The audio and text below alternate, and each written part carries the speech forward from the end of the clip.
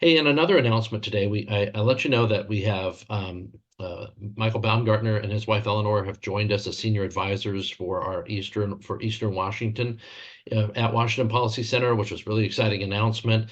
We will also have the updated policy guide this week. Every few years, Washington Policy Center puts out a policy guide which details state policy of all our centers. That updated guide will be available to you to learn about state policy, learn how government is run, learn what some key recommendations from Washington Policy Center would be to open up a better Washington.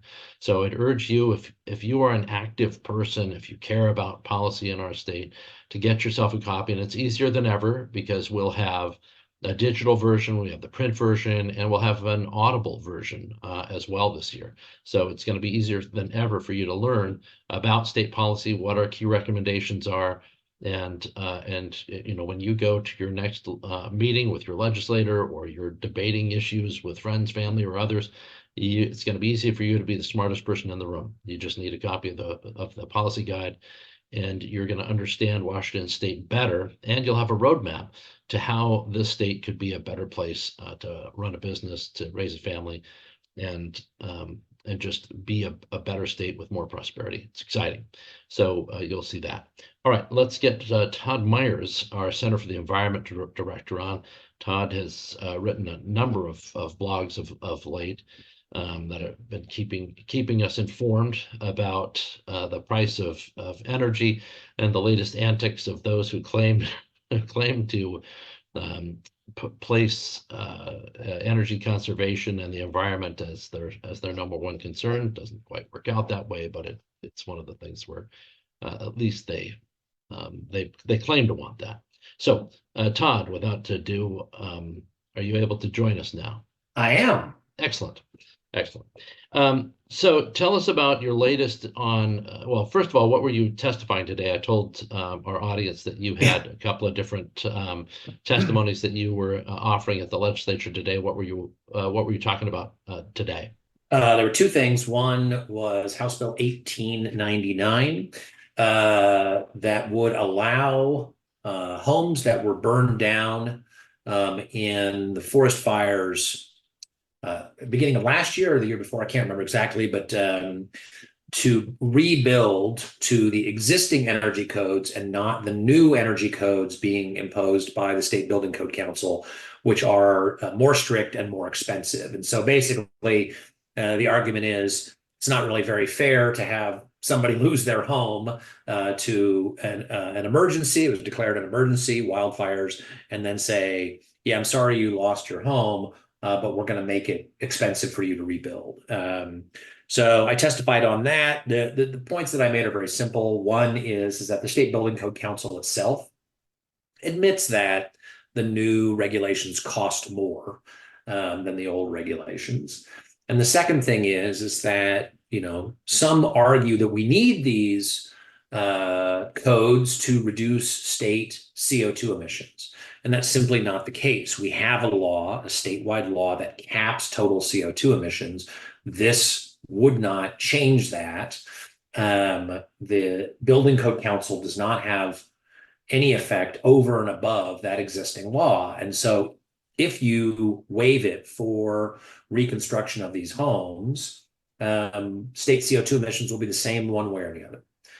So that was the argument that I made.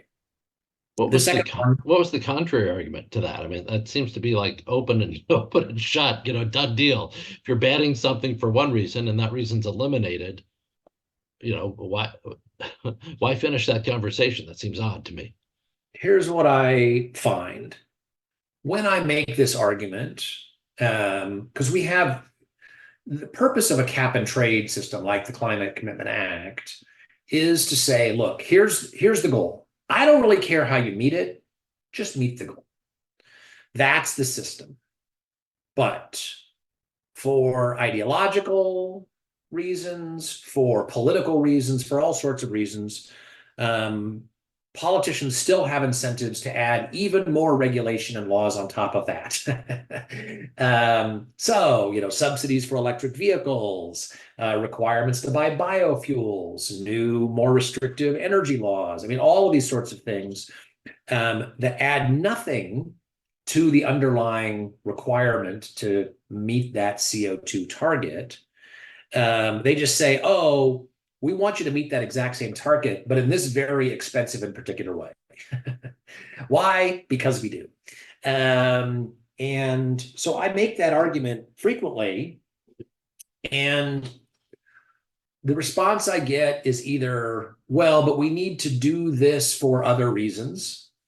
The word equity is now used a lot to justify anything they want to do, whether it actually improves equity or, social well-being. And the other is some people just don't believe it. Some people just say, nope, we think this is going to reduce CO2 emissions. We don't know why you're saying that. You're wrong. This reduces CO2 emissions.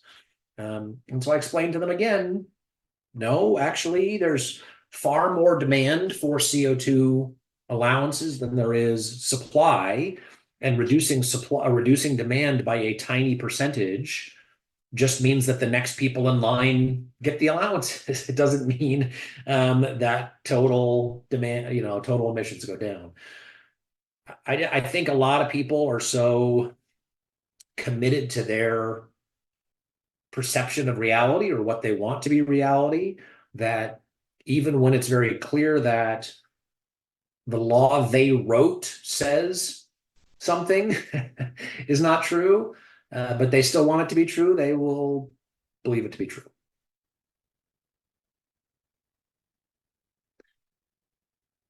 We are quite a team because my camera isn't working. You're on and and I had myself on mute, but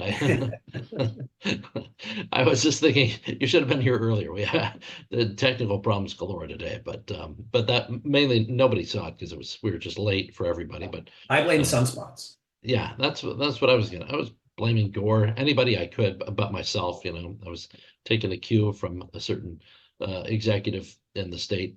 But if you, I've seen this kind of thing before, the denial, and then there's the whole ideological commitment. Doesn't matter if somebody's showing you that it doesn't matter, that the policy does nothing. They're just going to plow forward anyway. It seems nuts to me, but I understand what you're saying. And I'm sorry, I think I interrupted you in my follow-up question for your next the item that you were addressing today in Olympia. Yeah, so the other bill that I addressed was House Bill 2286, which would create a salmon recovery fund in the capital budget targeted at salmon stocks, salmon or steelhead. Steelhead are technically salmonids because they go out to the ocean, even though they're trout. Salmon or steelhead that are either on the verge of extinction or on the verge of recovery. We have two sort of theories about salmon recovery funding in Washington State. One is that we have a big block of funds and we basically distribute it equally among watersheds, or we just put money wherever we think the best projects are, independent of how those stocks are doing. We call this theory no watershed left behind. So for small watersheds or watersheds that don't have a lot of money, especially in rural areas, this really makes sense because they rely on those funds. Whereas in King County, right, they have a lot more support. So the way that we have done salmon recovery funding has typically been that we kind of give everybody enough money to keep everything going. But what happens then is that like if you have an opportunity to delist a stock, if you just sort of push it over the top, you don't have the money to do it. What this bill would do is to say, here's a special bucket of money that's specifically targeted at getting salmon stocks off of the endangered species list and recovering them. So it solves this problem. So now you have some money that goes to everyone, a base of money that goes to everyone, and then targeted money that goes to these particular things. The second thing I liked about this bill is that recently, in recent years, what we have done is that we have the legislature says, oh, we have a problem with streams and warm streams. So we're going to give $50 million to work along streams. It's like, okay, there are some good projects there, but is that worth $50 million? Don't care, we're doing it. Right? It's like, hey, here's an estuary project or some other project that would be better. Nope, sorry, we're doing streams. Well, like legislature shouldn't be making those decisions. Those decisions should be prioritized based on scientific standards. And while this fund is dedicated to those stocks that are either at most risk or at most opportunity, it says, look, whatever the best project in this area, we'll fund that.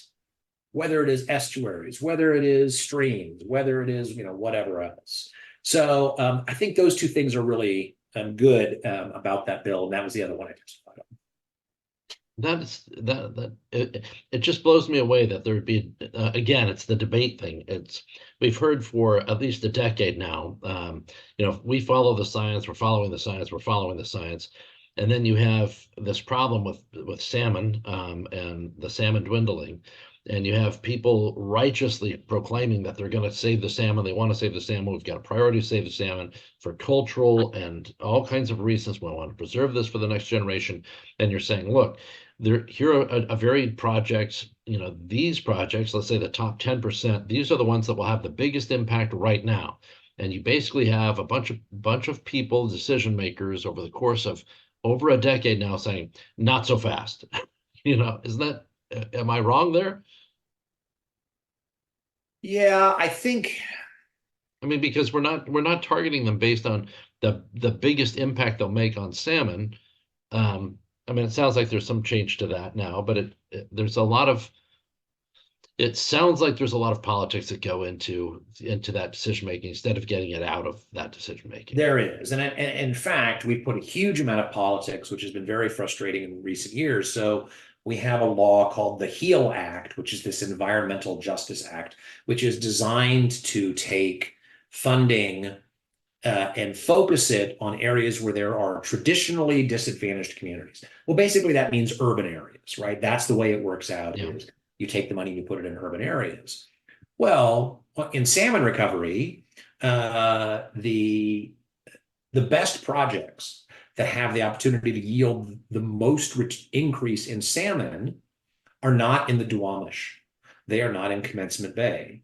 They are in rural areas and rural, rivers and streams and things like that. And so if what you do is you say, no, you can't put a project in, say, Falls City, where our number one project was a couple years ago.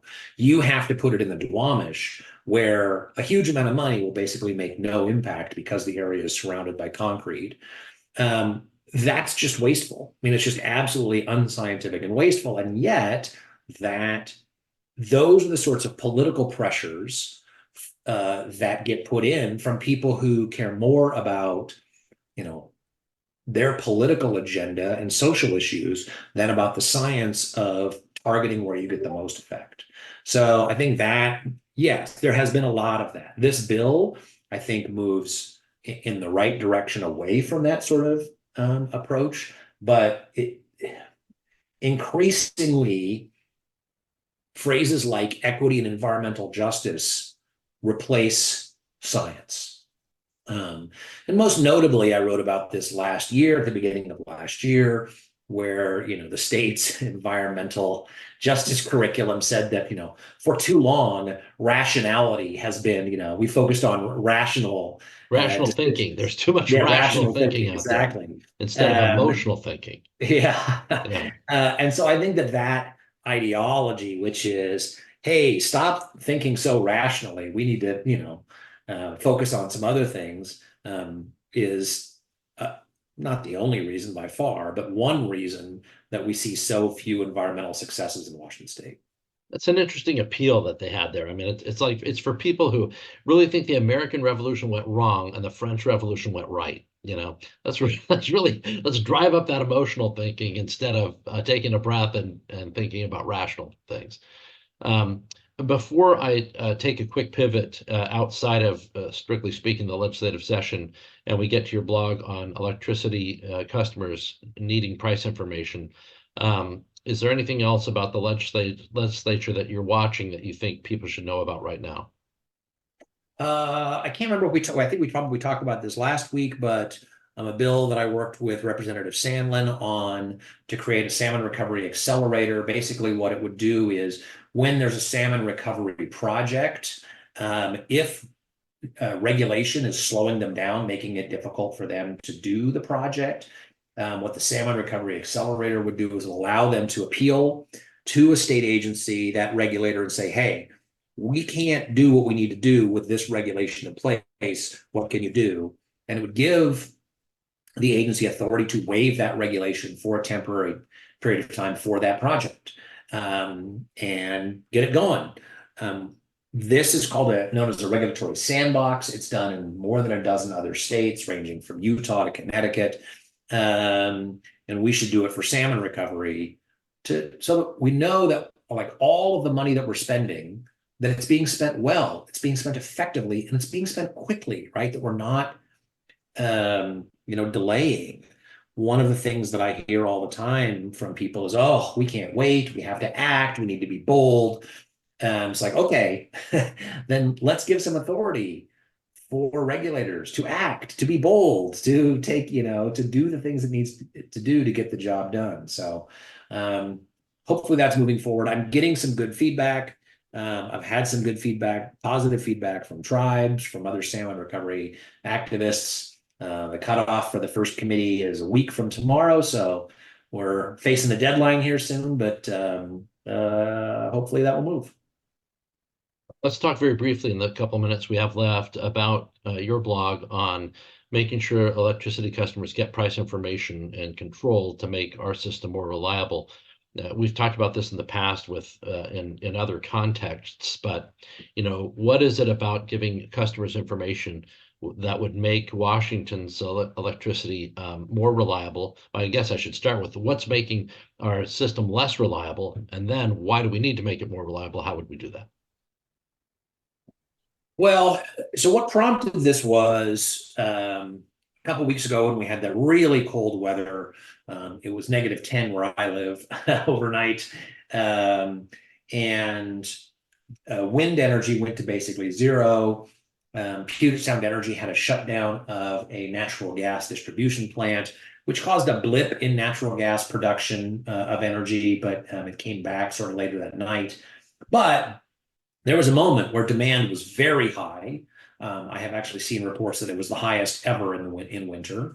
And, both natural gas and wind were basically gone. So we were relying entirely on nuclear, and then hydro. So they put out a statement saying, hey, you need to conserve. And what I saw was people complaining, hey, don't tell me what to do. You should be, making sure there's enough electricity.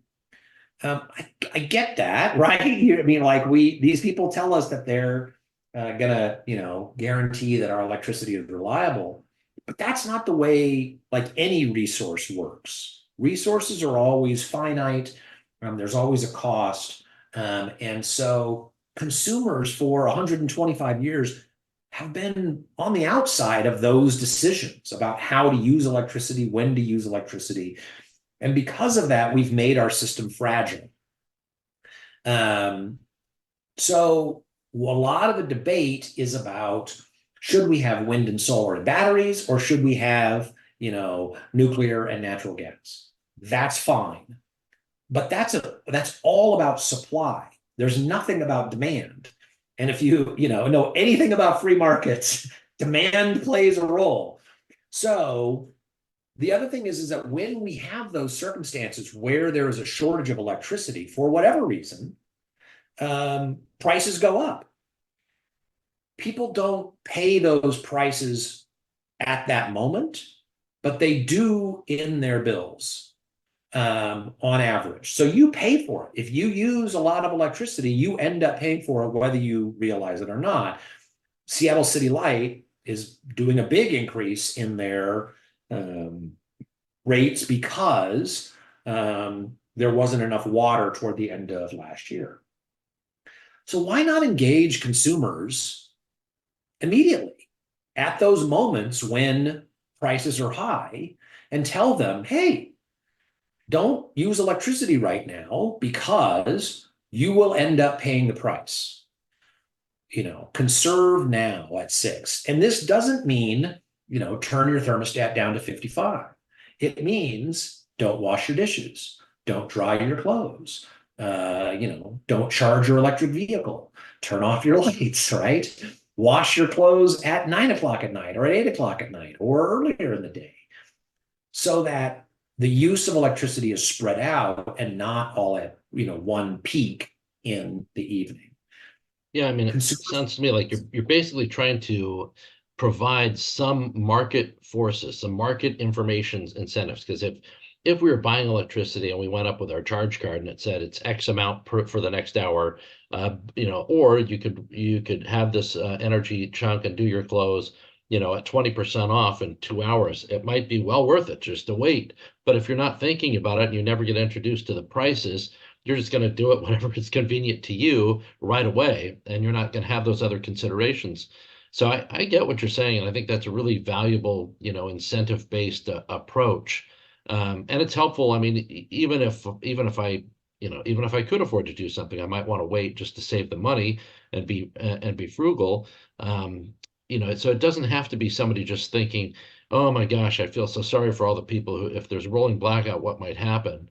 I'm also empathetic to the people who are upset just because so many times you get something in the mail that says, we're going to do this, and they call it something else, but we're going to do this super high priced energy because we're going to declare it's green, and we're advocating for the removal of other lower priced energy, and you're supposed to like it. And P.S. And now we don't have enough energy for you anymore.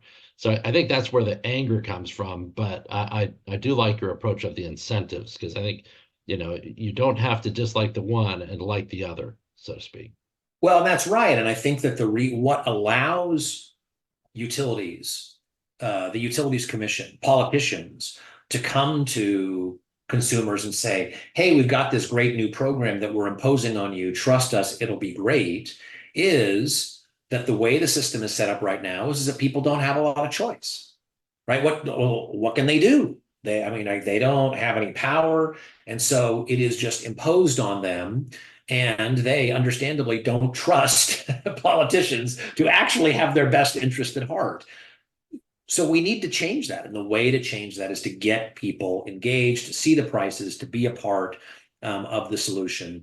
Look, as much as Jay Inslee wanted to deny that his tax on CO2 emissions was driving gas prices up last year, people saw it every single day, right? But if I said to you, what is the price of a kilowatt hour? What was it 2 years ago? What is a kilowatt hour? People don't know because they don't see those prices. And so just the basic act of providing price transparency makes it more difficult for politicians, for regulatory agencies, and things like that to screw with people. I want to do kind of a rapid fire close out of the questions that have been posed by the audience. Heidi asked on the continued attempt. This is based on something I brought up from Mark Harmsworth earlier, Todd. On the continued attempt to keep rent low, is there any consideration to allowing rent increases for things that people vote on, like school bonds and levies, so they can't vote for tax increases but don't have to pay for them? So I think basically it's, hey, some people think that they don't have to pay for tax increases. So if they're not paying directly, why are they voting? The answer to that is I don't think there's anything of note there. I don't think it would pass anyway. But there is some legislation that is proposed that Mark Harmsworth's written about. You'll see some of it in a column in the Spokesman Review that should be coming out within 24 hours or so. That would that would allow the legislature and local governments to increase property taxes. So the mentality there is certainly not on, hey, increased taxes mean increased prices. There seems to be a divorced attitude on that score, unfortunately. But you can see that and read about it on Mark's blog or in the Spokesman Review coming up on that page. Watch for the column from Mark Harmsworth coming up. The next question was from Betsy. She's asking is if the new policy guide is going to be at the Roanoke conference this weekend. The answer to that is yes. Our new policy guide will be. It'll also be on our webpage very shortly at washingtonpolicy.org. And as I said, we'll have some new revelations about how it's coming and all that shortly. And we'll also have a dedicated podcast to it and other things that you'll be able to listen to as well. Heidi also asks on the continued attempt to keep rent low. Oops, we did that one. This is from Maria, our old friend Maria Frost. Bad climate and equity policies are pervasive and deeply toxic. Is there any hope to change minds and turn the behemoth bureaucratic ship around on harmful, counterproductive climate and equity policies that don't achieve what they intend? Or are people so set in their political bubbles that our only hope is in totally new political leadership? Can we get to a moderate policy space? How can we elevate the reasonable, meaningful work you're doing with tribes and startups? Todd solved that problem in 10 seconds. I think first and foremost, everybody should double their donations to the Policy Center. I think that's one answer. I think it sounds like a joke, but I will say this. Even when I was on the radio, I thought, there are some people that stay on the bench. Like so many people who complain stay on the bench. Even once in a while, when there's a new uprising of people upset about an issue, whether it's the Tea Party effect or even MAGA or whatever, or whatever the case is, an insert name of sudden group, and you'll see it on the left too. Well, people will say, you know what, I'm so mad, things have been going wrong for so long. I've been on the bench forever, but now, and you think, wait a second, you're admitting that you haven't been active for yourself, for advocating for better government, better things, a better system. You haven't been active for a decade or maybe 2 decades, and then you're jumping in and condemning the people who have been active. It's important that I mean, I love people being active. I love the zeal of people getting excited for the first time. I just encourage them too to think, hey, there's some people who have been active their whole life and been frustrated by watching so many people on the bench. The Policy Center is a great way to get off the bench and have people, examining issues that you don't have time for, that can give you the information, and we give it away free. I mean, it's easy with the newsletter. Go ahead, Todd. Sorry about that. Let me give two just examples of why I do think that there is an opportunity to fight back against this. The first is the article that I mentioned previously about curriculum saying that, for too long we have emphasized rational thinking. Right? That is crazy. And believe me, nobody, stood up to defend that. Nobody said, oh, well, actually, this is a really good idea. It's so crazy that, exposing that made a difference in pushing back. But there is a growing frustration with the political games that go on. And I will give an anecdote. I mentioned the HEAL Act, which focuses funding on primarily urban areas for environmental projects. I was talking with the leader of a tribal natural resources program about salmon recovery. And they were complaining about money going to places where it didn't make sense. And I happened to mention the HEAL Act, and I said, yes, and this, compounds that problem. And they paused and they said, yes, I know this bill. All that creates is a victimhood Olympics. Now, this is somebody who represents a tribe in salmon recovery. They recognize that those sorts of very political rules undermine the goal of salmon recovery. And this, I think, is, this is what partially I wrote my book about and other things, which is that if you connect people directly to outcomes, if you make them accountable to the outcomes, and if you give them a reward for good things happening, they will dismiss a lot of that political nonsense and they will focus on things that work. And that comment from a tribal representative, I think, is good evidence of that, because they know that if there's no salmon, their tribe struggles and they get criticized. So I think there is hope.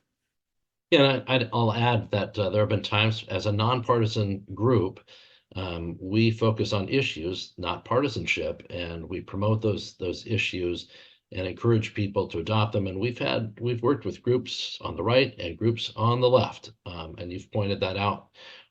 Where we've managed to find common cause with people once you kind of break through and say, hey, this would really have an impact. What's the name of the person and their title? They wrote an intro to your book, Todd. That's another great example. Somebody from a traditionally left-leaning environmental group said, hey, Todd's got some answers here. Yeah, so a young woman named Talia Speaker, who works with a group called Wild Labs, which is part of the World Wildlife Fund, wrote the intro to my book. Because she works on conservation technology. And in the places that they work, I mean, government is just simply not an option, right? They're dealing where government can't do the work. So technology, being on the ground, seeing results is the only thing that they can rely on. Politics doesn't enter into it. And so when those circumstances occur, right, when the goal is actually to recover species and yield environmental benefit, politics kind of goes away and people focus on what works. And that's, our message is create the right incentives and right rewards for, protecting the environment, recovering species, things like that, and you will see good results. If the environment is a political football, is a political tool to beat up on your enemies, well, then you get what we've got now, which is in Washington State, which is where everybody loves to talk about how much they care about the environment, even as we're not making any progress. Albert has a question. The best salmon projects beyond the west side populations are in Idaho. That's where the habitat is. They want no part of them as it would significantly affect their agriculture. Any quick comment on that, Todd, or is that for another day? I don't know that's the case. I mean, there's a lot of good projects in Washington State. I think that I will say I am frustrated that there are some salmon recovery activists who perceive farms as the enemy. I think that that's totally counterproductive. So yes, I think that the tension that question implies between salmon recovery and farms does exist in some places, but I think there are lots of good projects that don't rely on that tension and don't impose bad rules on farmers, that work with farmers, that work with small forest landowners and other folks. Final question, and I apologize again for us being late to the start today with some technical challenges.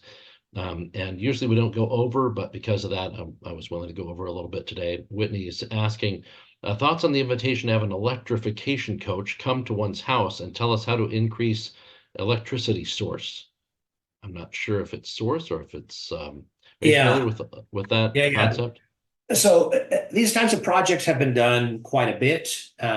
They're also done where people come to your house and say, here's the way, you need more insulation. Oh, you need double pane windows. Oh, I mean, like they point out all the various things that you can do. And then they will even sometimes calculate, like, here's how much you save. Yes, it will cost this now, but in 3 years, you will have saved the money. These programs exist. There was a study done by one of Barack Obama's former economic advisors, members of the Council of Economic Advisors, of that kind of project in Chicago. What they found was that it didn't work, or didn't work very well, that the costs ended up being more than the savings that people received, that people faced other barriers. I can't get on Facebook anymore without somebody telling me how I should put 5.3 million solar panels on my roof because there are so many government subsidies. I think people are out there selling, solar panels, selling heat pumps, selling all these things that are heavily government subsidized quite a bit. So I don't know, and the government programs to do these haven't worked very well, but they are out there. I'm being told by my other boss here that it's time for lunch. The producer. She says, I've waited too long for this, and I promised it'd be over by noon. So I'm going to close this up. Todd, thanks as always. Great stuff. We'll post this episode on our YouTube channel at WashingtonPolicy.org, and we'll be with you next week for Washington Policy on the Go. Thank you. Thanks, Todd.